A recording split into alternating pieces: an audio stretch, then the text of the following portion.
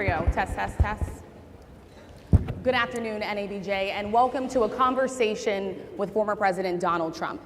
This discussion continues a decades-long tradition during election years of inviting journalists to discuss the policies and their impact with the candidates who are running for president, and the impact of those policies, especially in Black communities.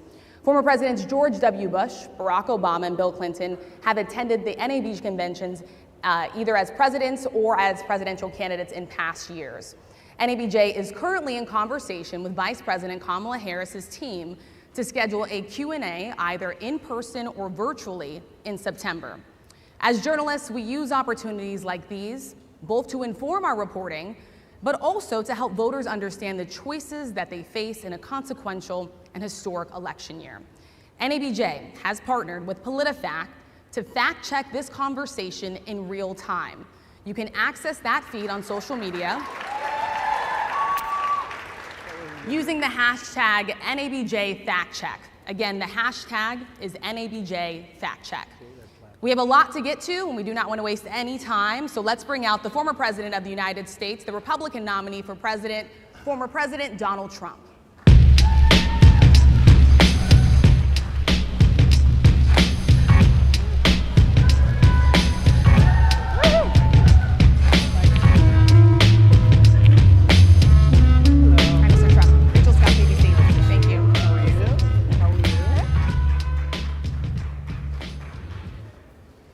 Mr. President, we so appreciate you giving us an hour of your time. I want to start by addressing the elephant in the room, sir. A lot of people did not think it was appropriate for you to be here today. You have pushed false claims about some of your rivals, from Nikki Haley to former President Barack Obama, saying that they were not born in the United States, which is not true. You have told 4 congresswomen of color who were American citizens to go back to where they came from. You have used words like animal and rabid to describe Black district attorneys. You've attacked Black journalists, calling them a loser, saying the questions that they ask are, quote, stupid and racist. You've had dinner with a white supremacist at your Mar-a-Lago resort. So my question, sir, now that you are asking Black supporters to vote for you, why should Black voters trust you after you have used language like that? Well, first of all, I don't think I've ever been asked a question in such a horrible manner. First question. You don't even say, hello, how are you? Are you with ABC? Because I think they're a fake news network, a terrible network. And I think it's disgraceful that I came here in good spirit. I love the Black population of this country. I've done so much for the Black population of this country. Including employment, including opportunity zones with Senator Tim Scott of South Carolina, which is one of the greatest programs ever for Black workers and Black entrepreneurs. I've done so much, and and I say this, historically Black colleges and universities were out of money, they were stone cold broke, and I saved them, and I gave them long-term financing, and nobody else was doing it. I think it's a very rude introduction. I don't know exactly why you would do something like that. And let me go a step further. I was invited here, and I was told my opponent, whether it was Biden or Kamala, I was told my opponent was going to be here. It turned out my opponent isn't here. You invited me under false pretense. And then you said, you can't do it with Zoom. Well, where's Zoom? She's going to do it with Zoom, and she's not coming. And then you were half an hour late, just so we understand. I have too much respect for you to be late. They couldn't get their equipment working or something was wrong. Mr. President, I would love if you can answer the question on your rhetoric and why you believe that Black voters should trust you with another 4 years. I have been the best president for the Black population since Abraham Lincoln. That's my answer. Better than President Johnson, who signed the Voting Rights Act? And for you to start off a question and answer period, especially when you're 35 minutes late because you couldn't get your equipment to work, in such a hostile manner, I think it's a disgrace. Let me just ask a follow-up, sir, and then we'll move on to other questions here. Some of your own supporters, including Republicans on Capitol Hill, have labeled Vice President Kamala Harris, who is the first Black and Asian American woman to serve as vice president and be on a major party ticket, as a DEI hire. Is that acceptable language to you? And will you tell those Republicans and those supporters to stop it? How do you define DEI? Go ahead. How do you define diversity, equity, inclusion? Okay, yeah, go ahead. Is that what your definition? That is give me a literally definition the words then. Would you give me a definition DEI. of that? Give me a definition of that. Sir, I'm asking you a question, No, a you very have to direct define question. it. Define it for me if you would. I just defined it, sir. Do you believe that Vice President Kamala Harris is only on the ticket because she is a black woman? Well, I can say no. I think it's maybe a little bit different. So I've known her a long time indirectly, not directly very much.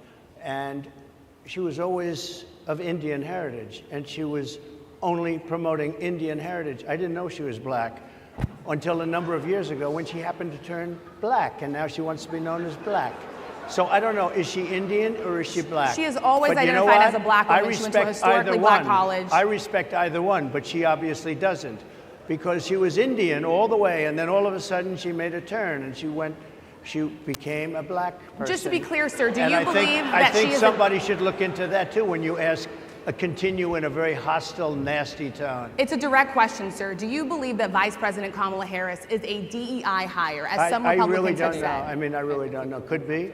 There are some, and there are plenty. I know this lady right over there, Harris, is a fantastic person who just interviewed me at length. And we had a great interview, I think, and I heard you got very good ratings on that Well, interview. you told me it was the longest one of your life, so we had a good discussion. Look, I want to talk about why you're here today. I mean, it is not lost on us how divided we are as a country. And as you were coming today, we really got to see that we are divided along the lines of race, along the lines of gender. And there is this question of, in this moment where we are, why come here? What is your message today? My message is to stop people from invading our country that are taking, frankly, a lot of problems with it. But one of the big problems, and a lot of the journalists in this room I know and I have great respect for, a lot of the journalists in this room are black. I will tell you that coming from the border are millions and millions of people that happen to be taking black jobs. You had the best. What exactly is a black job, sir? A black job is anybody that has a job. That's what it is. Anybody that has a job. All right. And Mr. President, they're taking the employment away from black people. They're coming in, they're invading. It's an invasion of millions of people, probably 15, 16, 17 million people. I have a feeling it's much more than that. And everybody's been seeing what's happened. The first group of people, the black population, is affected most by that. And Kamala is allowing it to happen. She's the border czar. She's the worst border czar in the history of the world. There's never been a border czar like this. She's never even essentially been. She said she was there once, but not the right part of the border. So she was a border czar. She's done a horrible job. These people are coming into our country, and they're taking black jobs and Hispanic jobs, and frankly, they're taking union jobs. Unions are being very badly affected by all of the millions of people that are pouring into our country. And one thing, as we discussed, many of these people are coming in from mental institutions, from prisons, from jails. They're gang members in other countries.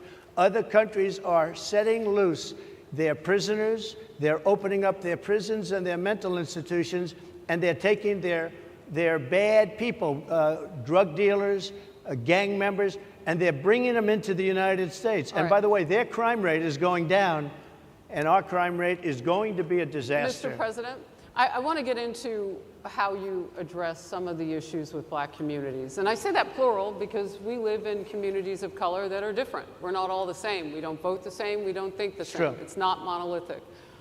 So as you come here today, I want to talk about something that bursts. And this is the weight of the inflation on this country right now.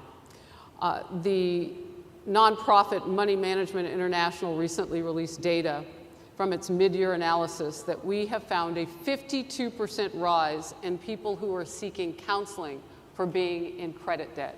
They're paying for food that is sky high on their credit cards, and now they can't pay that off. The credit counseling nonprofit MMI, as I said, is saying now that they've seen surges that they haven't seen since we were in a pandemic of people in financial trouble. Much of that falls on the shoulders of single moms, single black moms, when you look statistically. Yeah. How do you turn it around? What's your plan for the black community when it comes to money? So, first of all, it's very hard to hear you for whatever reason because of the fact that they have bad equipment, because I guess, you know, this woman was unable to get the right equipment. But it's very hard for me to hear you, but I can hear every other word. It's very difficult, actually. But so I don't know if they can fix it or do something with it, but I'll do the best I can with it. The inflation is absolutely destroying our middle class, our working class, virtually every class. Inflation is a disaster in our country. Inflation is a country buster. It breaks every country. And we had, in my opinion, the worst inflation we've had. They say it's 58 years, but I think it's much more than that. It's been devastating. And if you just take a look at a lot of things they don't include, like interest rates. Interest rates went from 2.4% to 10%, and you can't get the money. People can't buy houses. They no longer have the American dream. Young people, young black people, they don't have the American dream anymore. They can't buy a house. They can't borrow the money because of the cost of the money. They can't buy it because of the cost of housing, because of the cost to build it, because of inflation. Inflation is a disaster, and it's destroying our country, and it's destroying the black community probably as much or more than any. What's your plan? You know what we have to do? We have to bring down the cost of energy, and that's going to bring down the cost of inflation. This was all started with a bad energy policy by Joe Biden. By the way, just if I might, I was running against a man named Biden. You probably saw that. And he was losing very badly in the polls, and then he had a rather bad debate. I would say it was a bad debate. I would say it was one of the worst debates in history. And his poll numbers crashed. And instead of saying, you know, let's keep going, and maybe something happens the other way, they said, oh, we're going to replace him. Let's just replace him. That's like you're in a fight, a prize fighter's in a fight. He's not doing well. You say, let's bring in another fighter. So our whole campaign was steered toward him, and now we have to steer toward him. But ultimately, it's the same because they have bad policy. They have policies of open borders, unbelievable open borders, horrible energy policies. They want to get rid of, as you say, gasoline in cars. They want to get rid of oil. They want to get rid of efficient heating. Mr. President. Environmentally, what they're doing is killing our country. They're absolutely destroying our country. But the inflation is the thing that's hurting the black worker, the black population, and every other population within our country. Inflation is the worst it's been, I think, in over 100 years. And they'll fact check it. They'll say it's only 58. Whatever it may be, they don't add all the numbers. They don't add the really bad numbers, and you can check that too. But inflation, Harris, is absolutely destroying this country and the people in our country. Yes, Mr. ma'am. President, can I ask you another question Yes, that is also impacting black Americans? And that's very clear now. Good. I'm sorry? It's very clear. I hear you. Okay. So Sadia Massey, someone from Illinois, an unarmed black woman, was shot the other day in her home by a deputy sheriff. The deputy has since been charged with murder. You've said police would get immunity from prosecution if you win. Why should someone like that officer have immunity, in your opinion? Immunity? Immunity. I don't know the exact case, but I saw something, and it didn't look good to me. It didn't look good to me. Are you talking with the water, right? Yeah, well, police unions are not backing this person either. Okay. But again, why would... They're going to be charging the officer. I guess they're charging the officer. So why should he receive immunity? Well, he might not. I mean, it depends. It depends on what happens. I'm talking about people that are much different cases than that. We need people to protect ourselves. And by the way, in Chicago, as an example, a few weeks ago, July 4th weekend, they had 117 shootings and 17 deaths. Nobody wants that. Nobody wants that. We need to have our police officers have the respect and dignity back. In this particular case, I saw something that didn't look good to me. I didn't like it. I didn't like it at all. So can you get a little more specific back to the immunity question? Who would make those distinctions? Well, right now, for the most part, people are protected by their unions, by their police unions, or by their police departments. But I'm saying if I felt, or if a group of people would feel that somebody was being unfairly prosecuted because the person did a good job maybe with crime, or made a mistake, an innocent mistake. There's a big difference between being a bad person and making an innocent mistake. But if somebody made an innocent mistake, I would want to help that person. What would those exceptions be? What would determine You an go innocent after mistake? somebody and it's a very close call and it's very dangerous. And you know, they have, the policeman's life and woman is a very difficult thing because sometimes you have less than a second to make a, you know, life and death decision. And sometimes very bad decisions are made. They're not made from an evil standpoint, but they're made from the standpoint of they made a mistake. So I want to follow up really quickly. You know, I find it interesting because you do talk about reining in prosecutors, especially when it comes to prosecutors that are prosecuting you. Why doesn't that skepticism apply to law enforcement?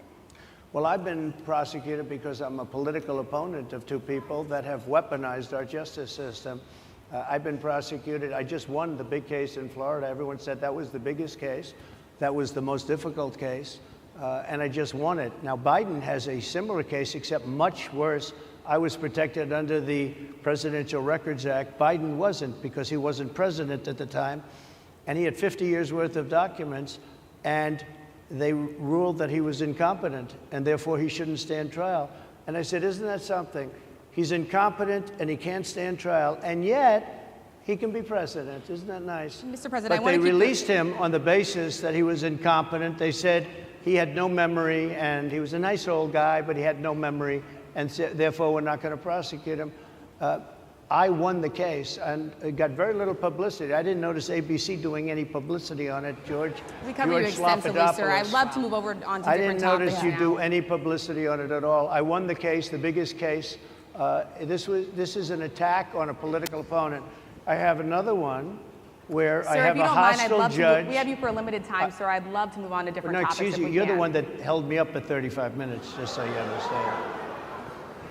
If we can move on now to the state of the race, sir, I want to get back to the campaign. Senator J.D. Vance is your running mate. He's had a lot of controversy lately, and I want to read you a few things that he has said in the past. He said the Democrats running the country are a bunch of childless cat ladies who are miserable at their own lives and the choices they've made, and so they want to make the rest of the country miserable too. He's not talking here about how great it is to be a parent. He's attacking what he says are the choices people are making to not have children. Did you know that he had these views about people who do not have children before you picked him to be your running mate, and do you agree with him? No, I know this.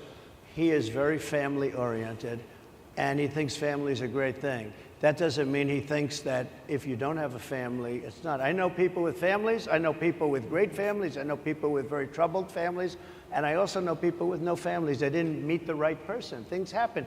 You go through life, you don't meet the right person. But he's not just talking about families here. And he also some says of those that people that don't have children should get less votes than those that do. I'm just speaking for myself. Is that your campaign I think position? I'm speaking for him too. He strongly believes in family, but I know people with great families. I know people with not great families that don't have a family, and the people without the family are far better. They're superior in many cases, okay? He's not saying they're not. What he's saying is that he thinks the family experience is a very important thing. It's a very good thing. But that doesn't mean that if you grow up and you grow older and you don't meet somebody that would be wonderful to meet and would have been good, that that's a bad thing. He's not saying that. My interpretation, you'll have to ask him actually, but my interpretation is he's strongly family-oriented, but that doesn't mean if you don't have a family, there's something wrong with it. Just one last point and then we'll move on. Just one of the bedrock principles of American life is one person, one vote. Senator J.D. Vance has suggested that someone who has children should have more votes than a person who does not have children. I just want to be clear here. Is that the position of your campaign? Well, no, but it's not something I have ever heard before. I can tell you this. Right now you have illegal aliens coming into our country, many from prisons and many from mental institutions, and they want to give them votes. I don't think they should have votes. They came into our country illegally, and they're taking the vote away from all of the people in this room that have been here a long time, that have worked hard, that in many cases, and you'll see this happening, if I'm not elected, you're going to see it happening. If I am, you're not going to have any problem. But you're going to see it happening a long time. You're going to see the people in this room and people outside of this room are going to be losing their jobs to people that have come into this country illegally. Mr. President, can we stay with just kind of the state of the race right now? Because I felt like that vice president question, candidate question was right in there with that. Yeah. So let's talk about J.D. Vance for a little bit. He's had some stumbles out of the gate. I don't know if you're hearing what we hear as reporters, but it's been a tough couple of weeks for him. Why did you choose J.D. Vance? Why did you choose him? And I'm having a hard time hearing too. I chose know everybody out there can, but it's hard I'll tell you hear. why. I chose him because he's a very strong believer in work and the working man and woman, and especially the working man and woman who have been treated very unfairly, because you have many of them in this room. But you have many of those people, they were treated very unfairly. They worked very hard and they were treated unfairly. He wrote the book that became a bestseller. The movie became a smash hit. He's a very smart guy without the benefit of having a family that has contacts, like a father that was well connected. He got into Yale Law School. He graduated in 2 years from Ohio State, summa cum laude. I mean, you take a look at, his career has been an amazing career. He started off at a level with a difficult family situation, very difficult with the mother and the father and everything else. He ends up going to Yale Law School and was one of the top students, became the head of the law journal. I mean, that's an amazing thing. He's a 4-year, he was in the military with great distinction for 4 years, got out, went into business, became successful in business, very successful in business actually, did public offerings and other things. And I have to believe in that. I mean, he's somebody that was born in a rough situation. Most of the people know that situation because it was very well documented in his book.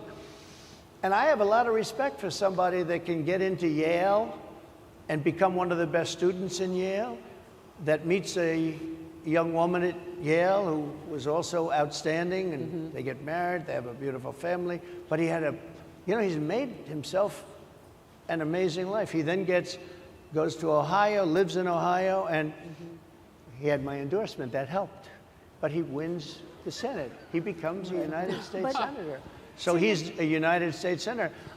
And so, Harris, like I respect you for your success, I respect people for their success. The reason I asked the question is because the last time you and I sat and talked was the day that you were shot. We'd been together for much of that day. You left to go to Butler, Pennsylvania, and we didn't know what was next. Yeah. And 2 days after that, I cannot understand your microphone. I know is so it is really hard for me to understand it's just, you too. I can understand you perfectly. Because she's closer. I can understand you. Happy to hear that, sir. But I can't really understand, Harris. I have a few more questions. Because of the distance, and the mics are really in lousy shape, but I cannot understand Are you asking a question? what you're saying. So what I wanted to say was the last time we spoke, you said some words that were prophetic because I asked you who you wanted to choose for vice president. Yeah. And you said normally it really wouldn't matter what they would bring, you choose somebody that you think has a future, that sort of thing. But you said these words 3.5 hours before an attempted assassination on your life. You told me that bad things happen, Harris. And that's why this decision is important this time. Bad things happen. You said it twice. When you look at J.D. Vance, is he ready on day one? Does he what? Ready on day one, if he has to be. I've always had great respect for him, and for the other candidates too. But I will say this, and I think this is well documented. Historically, the vice president, in terms of the election, does not have any impact. I mean, virtually no impact. You have 2 or 3 days where there's a lot of commotion as to who, like you're having it on the Democrat side, who it's going to be. And then that dies down, and it's all about the presidential pick. Virtually never has it mattered. Maybe Lyndon Johnson mattered for different reasons of what we're talking about, not for vote reasons, but for political reasons, other political reasons. But historically, the choice of a vice president makes no difference. You're voting for the president, and you can have a vice president who's outstanding in every way, and I think JD is. I think that all of them would have been, but you're not voting that way. You're voting for the president. You're voting for me. If you like me, I'm going to win. If you don't like me, I'm not going to win. I'm going to get my J.D. Vance question in. J.D. Vance? I'm going to get my J.D. Vance question in. To your point and to Rachel's point, he has a lot of opinions about childless women like myself or divorced people like yourself. Do you think, well, I mean, my point but at is least here. it was said in a friendly manner. My point is, do you think the Republican Party is getting a little bit too judgy about people's lives when you think about abortion or when you think about what J.D. Vance is saying? I don't think, look, I think that the Democrat Party is really the one that has the problem. I think they're radical on abortion because they're allowing abortion in the 9th month. They're allowing the But I death. think it's They're about allowing freedom, the right? death of a baby after the baby is born, based on Sir, the that governor is of illegal Virginia. in every state in the That's country. Based on the governor of Virginia, Executing a they're baby in allowing the every death state of the in the country baby is illegal. after it's born. It's a They're allowing crime. abortions in the 8th and 9th month. of Well, Democrats pregnancy. have denied I think they're right. that. And I That's think the the thing. Republican Party is actually much less. I think I've made them much less radical, perhaps. But the Republican Party, what we're doing is bringing it back to the states where everybody wanted it. Democrats, Republicans, liberals, conservative, everybody wanted abortion brought back. They didn't want Roe v. Wade in the federal government. They wanted it, everybody But the wanted majority it of back. Americans oppose Excuse Roe me. v. Wade being They- overturned. They Multiple don't know polls have about showed that, this. sir. Right now, they're voting. It brought it back to the states. Now, I happen to believe in the 3 exceptions. Ronald Reagan believed with rape, incest, life of the mother. I do. I think most people do. I think most Republicans do also. But if you take a look, right now they're doing, it's an amazing thing, out of the federal government, it's in states, and people are voting. And I will say, Ohio is, let's call it a more liberal version, has been approved. Kansas, the same thing, a little bit surprising to a lot of people. But the people are now voting, and it's taking this issue that's been going on for 52 years and has torn our country apart, and it's giving it to the people to vote on. And they're voting. And many states have already voted. Others are in the process of voting. And it's bringing it back to the people and a vote of the people. And it's not at all radical. And again, you have to follow your heart. I happen to believe in the 3 exceptions. Most people believe in the 3 exceptions. Most Republicans believe in the exceptions. But they don't want to see an abortion in the 9th month or the 8th month. Almost everybody agrees to that.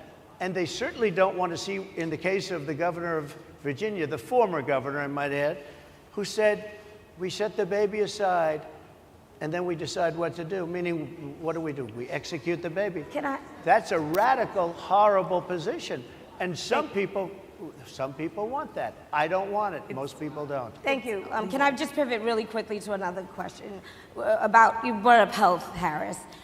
You're an active man. We see you golfing all the time. But if you win, you'll still be president at 82, which is older than Biden is right now. But not mentally. Look, mentally. Here's the question. He's shot. But most people, I know many people in their 80s and their 90s that are in great shape. Some of our greatest leaders. You look at throughout the world history, the greatest leaders, some of the greatest leaders in the world were in their 80s. But here's the question. Would you consider stepping down if you felt that your health was declining? Or would you? Oh, absolutely. And who would I think I'd know. How would you make that decision? I think I'd know. Look, if I came onto a stage like this and I got treated so rudely as this woman treated me. Oh my goodness. And I'm fine with it because she was very rude, sir. Very rude. That wasn't a question. She didn't ask me a question. She gave a statement. That wasn't a question. I repeated your statement, sir, actually. You said you would. You would Oh, make that absolutely. decision If to I step thought down. that I was failing in some way, I want people to be sharp. I'll go a step further.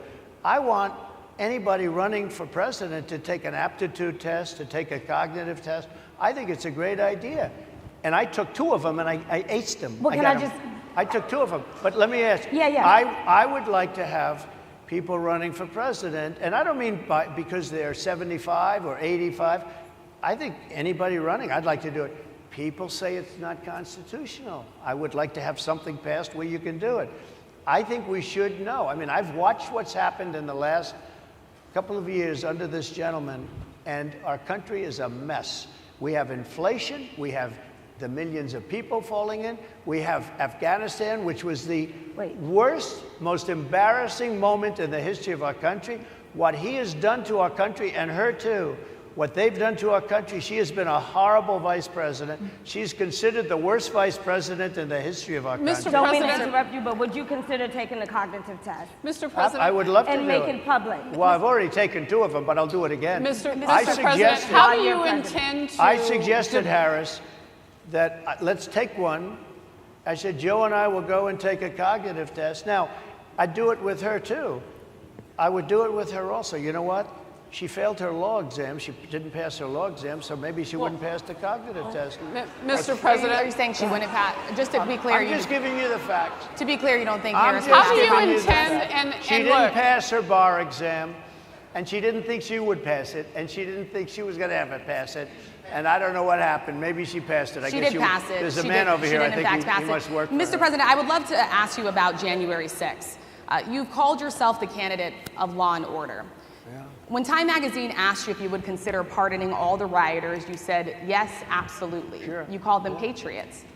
140 police officers were assaulted that day. Their injuries included broken bones, at least one officer lost an eye, one had 2 cracked ribs, 2 smashed spinal discs, another had a stroke. Were the people who assaulted those 140 officers, including those I just mentioned, patriots who deserve pardons? Well, let me bring it back to modern day. Like about 5 days ago, we had an attack on the Capitol, a horrible attack on the Capitol. You saw the people that were protesting and spraying these incredible monuments, bells, lions, all these magnificent limestone and granite with red paint, red spray paint that will never actually come off, especially on the limestone. It will never, I'm a builder, I know about this stuff. It'll never, you'll see it in 100 years from now. They viciously attacked our government. They fought with police. They fought with them much more openly than I saw on January 6th. What's going to happen to those people? What's going to happen to the people in Portland that destroyed that city? But sir, my question is on those. What's going to happen to the people that tried to burn rioters down- who assaulted Excuse me. officers. You have to Would answer. you pardon What's those going to people? happen? Oh, absolutely, I would. You If would they're pardon innocent, those- If they're innocent, I would pardon them. They've been convicted. And by the way, the Supreme Court just well, they were convicted by a very tough system. How come the people that tried to burn down Minneapolis, how come the people that took over a large percentage of Seattle, how come nothing happened to them? How come the But people sir, we're that, talking about how people come that the were people- seen no, beating We're officers talking with about federal flagpoles, buildings. dragging them down the stairs. They're on They video. try- Have you seen that Really? video, Oh, sir? really? Well, they you would shot- pardon those. You would pardon those rioters? They shot a young lady in the face who was protesting. They shot her in the face. You know, nobody died that day. You do know that. But people died in Seattle. Nobody died, but people died in 140 Minneapolis. officers You know, were people died in assaulted that Minneapolis. day. And nothing happens, and nobody ever talks, and nothing happens to those people. But you went after the J6 people with a vengeance. And I'll tell you what about the cops that were, and I'm all for the police, as you know, but what about the police that are ushering everybody into the Capitol? Go in, go in, go in. What about that? Look, No one was nothing ushered is into the Capitol. nothing is perfect in life, but you have people from Minneapolis, you have people just from 5 days ago in Washington, D.C. They were having fistfights and fighting with the police. They were spraying and destroying, they were desecrating our monuments in Washington, D.C. 5 days ago, and nothing happened to them. And you can't have 2 systems of justice. That's why they went after me as a political opponent, because they felt they couldn't win without doing that. And we're going to win our cases, and we're going to be vindicated. But I have to spend a lot of time on that, and money. That's what they want. After the election, they won't care. Although in my case, I think they probably will, because the hatred is pretty deep. But I'll tell you, they went after me as a political opponent. That's never happened in our country before, and it sets a terrible, terrible precedent. what do you do on day 1 if you win? What's your first thing? What do? I close the border. And I do 2 things, because I can do a lot of things simultaneously. I close the border. We don't want people coming in. We want people to come in, Harris, but they have to be vetted. They have to be checked. They have to come in legally. We want Legal, people. I want yeah. people to come into our country, but they have to be vetted. They have to be checked. So when you say, what do? That, and I drill, baby, drill. I bring energy way down. I bring interest rates down. I bring inflation way down, so people can buy bacon again, so people can buy a ham sandwich again, so that people can go to a restaurant and afford it. because right now people can't buy food. Your grocery bills are up 40, 50, 60%, right? She's agreeing to me. Oh, she's agreeing. Thank you. I like you very much. Mr. President, I think we are. But it's true. Your grocery bills are up, and then they're mandating that you buy an all-electric car. You know, Elon Musk endorsed me, and he's a friend of mine. He's a good guy. He's a smart guy. But I'm against everybody having an electric car. Okay, I'm very much against that. You have to be able to, if you want a hybrid or if you want a gasoline-propelled car. But, you know, we have more liquid gold, gasoline, oil, under our feet than any other country. More than Saudi Arabia, more than Russia, more than any other country. I want to use it. I want to use what we have. I want to bring down prices, bring down costs, and I also have to stop the invasion. And remember, they're taking your jobs. These people coming in are taking your jobs. Project Mr. Pres- 2025. I think we have to leave it there by the Trump team. All right. So leave it. That is the last word. Thank you so much, Mr. Trump, for coming today and joining us. Well, thank you very much. They've been telling us. Thank you. Thank you, everybody, very much. Great Thank honor. you, Mr. President. Thank you. NABJ will email about details regarding the conversation with I Vice could not President hear Kamala any- Harris in September. Thank you. Thank you very much. Thank you, sir.